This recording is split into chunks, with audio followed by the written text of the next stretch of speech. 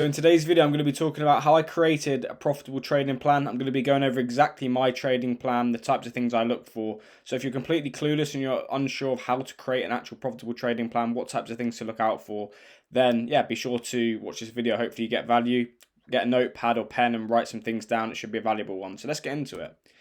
So firstly, the most essential part of your trading plan when you're first starting is you need to understand the overall direction of the higher time frames. Now this could vary. This can vary from trader to trader. Some people use weekly, daily time frame as the higher time frame narrative. I personally, because I'm more of a shorter term trader, I like to use the 1 hour and 4 hour direction. So it can apply on all time frames. So this is the hourly time frame. I'll use this hourly time frame to just tell me overall what market will be in, bullish, bearish, or be sideways. So as you can see, when we're making higher highs, higher lows here, there were buying opportunities multiple times throughout this period. So that would give me the overall direction, right, I'm looking for longs, I'm looking for buys at this period. Then we broke down, retested, and then from this period on, and this is currently today, the 11th of December, this is where we're at today. So we're still looking for shorts because we're in an overall bearish trend. So this gives me the overall direction. I know a lot of people, they like to enter in shorter time frames, and my entry is on shorter time frames and lower time frames. But it's important to get the overall direction on the higher time frames, so then you know whereabouts you are, because you could be in a bearish trend on the lower time frames, you're looking for shorts, but then the overall higher time frame could be bullish, so you're not going with the momentum.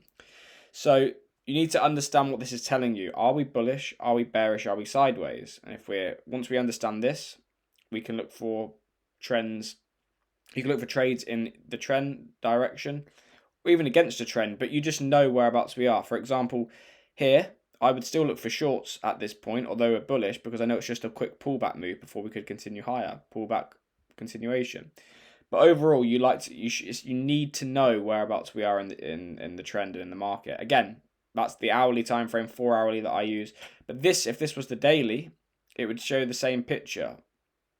So you have to find what time frame suits you. So number one, to get a profitable trading plan, you need to have an overall direction and bias how you're approaching the market through the higher time frames. What is it telling you? This holds more weight than the lower time frames. So overall direction and bias is so important. Next, you need a set entry criteria.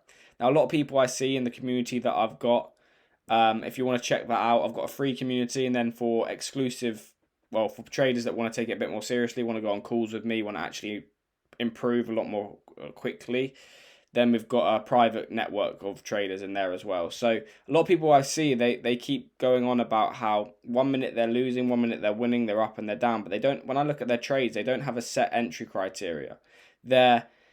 1 minute they're entering at a certain level, next they're entering at a different level. And when you get a portfolio of their trades, there's no consistency in their entry criteria. So for me, this is the 2 minute time frame. I'll look for, once I know the overall direction, I won't go into the full details of the strategy, but I'll just break it down quickly, I'll look for then a break of structure and a retest. So all my trades will be, we're going up, consolidation, we broke down a little bit, we then broke out at this 50 EMA, we then retested this 50 EMA, got nice candlestick patterns here, and then I look for the short. So even if this trade lost, if you looked at 10 of my trades, they would look exactly the same or very similar to this. We'd have a break of structure, a retest. So it's so important that you have tangible rules when you enter the market. So you look for a break of so for me, I look for the break of the 2 minute 50 EMA, I look for candlestick patterns, and then I look for the continuation.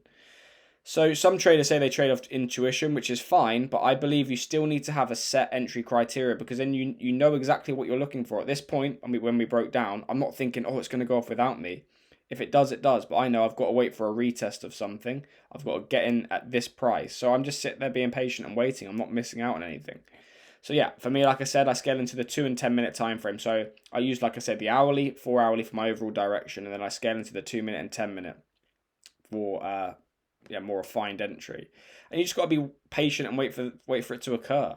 Like, too many people want to hop into trades too quick. I know exactly a breakdown, retest, look for the continuation. I know what my hourly time frame's saying or the 4 hourly time frame's saying, and then I want to ride that momentum. That's it. That's my entry criteria. Now you have to find your own entry criteria. Make sure you backtest it. Make sure you got the data in your favor so that you know that you can hopefully produce consistent returns long term if you stick to it. But I know exactly what I'm looking for, so it's so important. Next, equally as important, you need to take profit and stop loss.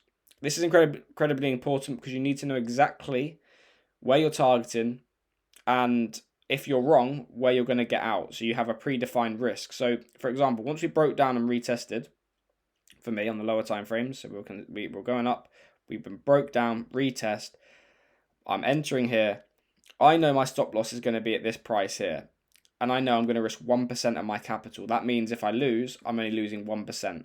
But if I win, my target, my take profit is down at this 1.272 level. I know that I'm going to make 14.3 pips, which means I'm making 3 times my money. So I'll risk 1% to make 3%, which gives me a risk reward of 3 to 1. So that means if I have 3 losses in a row and then I win this trade like this, I'm making 3%. So that gets me back to break even. Or if I lose 2 trades in a row, then I win this one, I'm up 1%.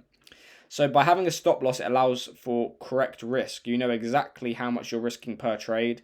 You know exactly if you're wrong, you need to put your stop loss in a position, not randomly, but in a position. If we break out of this area and take out these highs, in my opinion, the trend has failed on this lower time frame, and we're going to continue going up when I'm forecasting it to go down. Like I said, take profit allows you to know exactly how much you're going to make when you win. If you don't have a set take profit, you could be risking 1% and you could be taking profit at 0.25 or 0.5%. You're not having a positive risk reward or a positive expectancy. So that means if you have a couple of losses in a row and then you have a couple of wins, but your wins are so much smaller than your losses, you're not going to be profitable even if you have a few winners.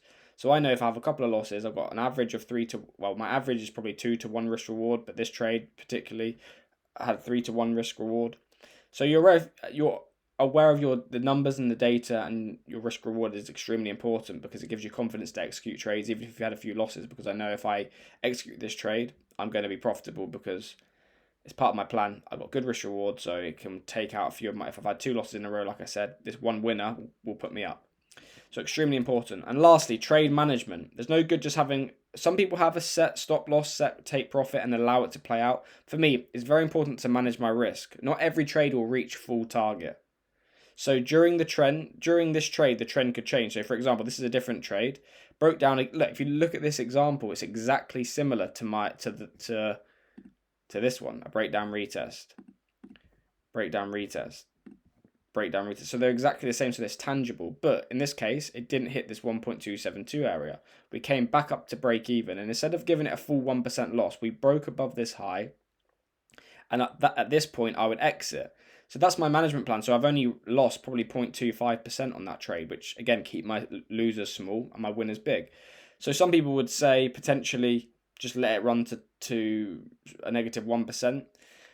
But I know if this breaks above this high, then there's a high chance that this trend isn't going to continue lower and it's going to break out and go higher. So I'm aware that I may as well take a smaller loss there. So I'm able to manage my risk a lot better.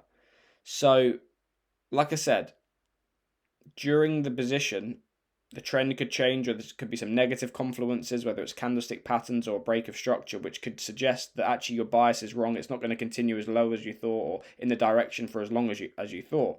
So I'll trail my stop above the high or the low, depending on the direction of the trend, and then look if it breaks that, look to exit.